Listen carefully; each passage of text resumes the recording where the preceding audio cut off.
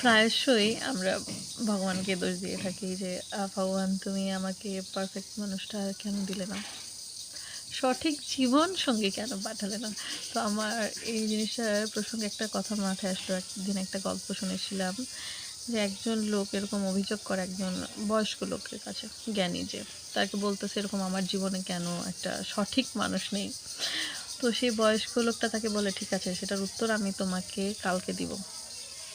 তুমি আজকে যাবে ওই বাগানটায়, ওই বাগান থেকে তোমার যে ফুলটা সব থেকে পছন্দের সে ফুলটা আমাকে এনে দেবে। তো সে গেল। প্রথমে সে বাগানটা ঢুকতে একটা সুন্দর ফুল দেখে যেটা তার খুব পছন্দ হয়। তো সে ভাবলো কি যে না, এটা যেহেতু এত সুন্দর, বাগানে প্রথমে ঢুকতেই এত সুন্দর এত বড় একটা ফুল, তো নিশ্চয়ই ভেতরের দিকে গেলে আরও না জানি কত সুন্দর ফুল আছে, যেহেতু একটা বিশাল বড় ফুলের বাগান, নানা রকমের ভ্যারাইটিস ফুল থাকবে। তো সে ভিতরে ঢুকলো। সে এরপরে পছন্দসই আসলে ফুল পাচ্ছে, কিন্তু ওই যে প্রথমে যেটা দেখেছিল ওই রকম সুন্দর আর পাচ্ছে না। কোনোটা সাইজ ছোট ওই ফুলের ন্যায়, কোনোটার রং অতটা সুন্দর উজ্জ্বল না, কোনোটার ফুলের পাপড়িগুলো অত সুন্দরভাবে ফোটেনি। মানে যতটুকুই যা দেখুক সব কিছু মিলিয়ে ওটাই বেস্ট ছিল। তো সে ভাবলো না, প্রথমটাই সুন্দর ছিল, ওটা নিলেই ভালো হতো। যাই হোক, সে মনে তৃপ্তির জন্য বাগান ঘুরেছে, পায়নি। তো সে যখন পিছনে আসে পুনরায়, সে পূর্বের ফুলটি আর পায়নি, দেখছে ডালের থেকে বোটাটা ছেঁড়া, মানে কেউ নিয়ে গেছে। তো সে পরের দিন সেই লোকের কাছে গেছে। তো সেই লোকটা বলেছে কই ফুল এনেছো? তো সে বলল যে না, আসলে প্রথমে যেই ফুলটা আমি দেখেছিলাম খুব সুন্দর ফুল, সেটাকে আমি আসলে পরে বাগানের মধ্যে দেখি, আবার যাই যে ওর থেকে হয়তো ভালো ফুল পাবো, কিন্তু আমি আর সেটা পাই না।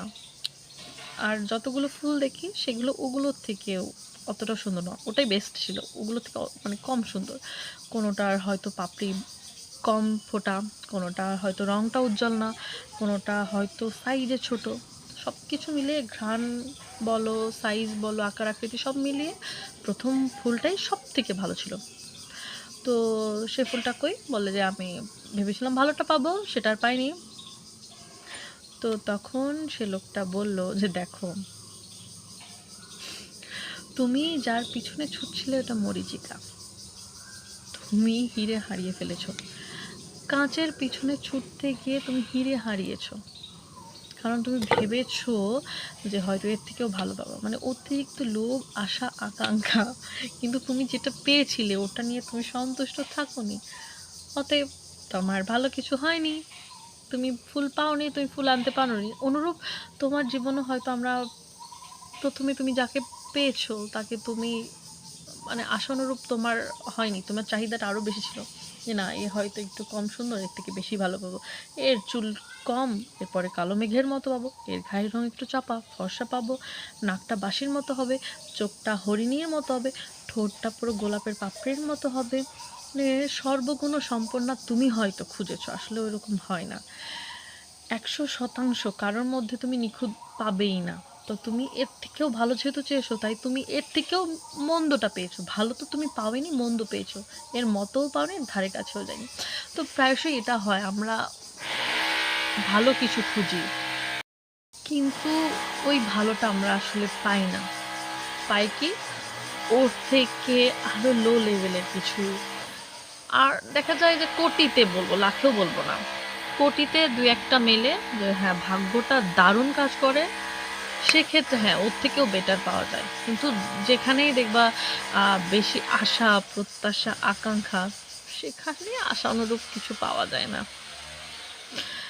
তুমি হতাশই হবা বেশিরভাগ সময়, প্রায়শই এটা হয়। তাই আমরা যেটা পাই ওইটা নিয়ে সন্তুষ্ট থাকা উচিত। ওর থেকে বেশি পাওয়ার আশায় বা লোভে আমরা ভালোটাই হারিয়ে ফেলি। এই কাচের পিছনে ছুটতে যাই, হীরাটাই হারায় যায়, মরীচিকার পিছনে ছুটি।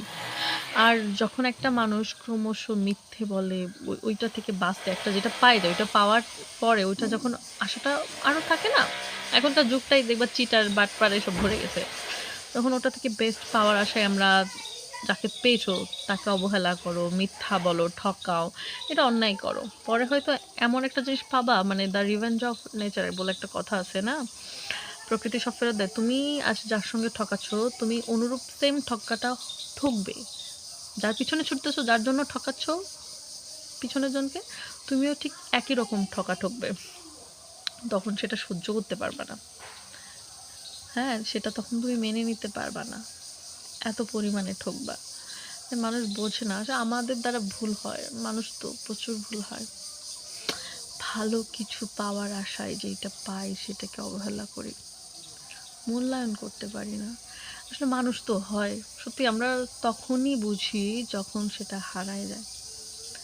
তখন মানুষ বোঝে, এর আগে বোঝে না। তাই আমার সবার প্রতি এইটাই আশা থাকবে যে তোমরা বাবা যে যাকে পেয়েছো তাকে নিয়ে সন্তুষ্ট থাকো। এর থেকে বেশি চাইও না। এর থেকেও বেস্ট পাবা। তোমার এই জন্ম হয়তো ওই অবধিই কপালে লেখা আছে। তোমার ডেস্টিনেশন ওটাই লিখে দিছে যে ওই অবধিই পাবা। ডেস্টিনিতে এর বাইরে কিছু নাই। ওটাই পাবা, ওটা নিয়ে সন্তুষ্ট থাকো। পরের জন্মে হয়তো ভালো কিছু পাবা। এ জন্মে কর্ম করো, ফল পায়ে যাবা পরে। যাই হোক, এত মিথ্যের জগতে আর কিছু ভাল লাগে না। সব বাটপারি করে সবাই। দেখতেছি যা আজকাল এ একজনরে ছাড়তেছে তো আর একজনরে এরে ধরতেছে, বাটপারি করতেছে, মিথ্যা বলতেছে। আর একটা মিথ্যা ঢাকতে হাজারটা মিথ্যা প্রতিষ্ঠা হয়ে যাচ্ছে।